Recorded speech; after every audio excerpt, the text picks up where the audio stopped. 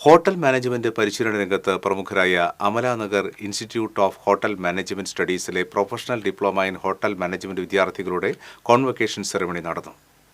Thrissur pearl റീജൻസിയിൽ നടന്ന ചടങ്ങിൽ Cochin hotel grand Hyatt chef KS Latha 22ാമത് ആനുവൽ കോൺവൊക്കേഷൻ സെറമണി ഉദ്ഘാടനം ചെയ്തു.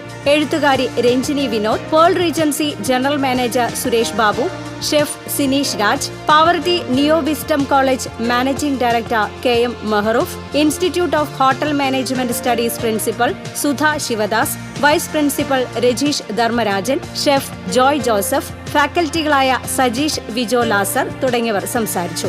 ഹോട്ടൽ മാനേജ്മെന്റ് രംഗത്ത് 22 വർഷം പൂർത്തിയാക്കിയതും MSME ഗവൺമെന്റ് ഓഫ് ഇന്ത്യയുടെ കേരളത്തിലെ അംഗീകൃത സ്ഥാപനവുമായ ഇൻസ്റ്റിറ്റ്യൂട്ട് ഓഫ് ഹോട്ടൽ മാനേജ്മെന്റ് സ്റ്റഡീസിൽ ജോലിയോടുകൂടി പഠിക്കാനുള്ള അവസരം ഒരുക്കിയിട്ടുണ്ട്.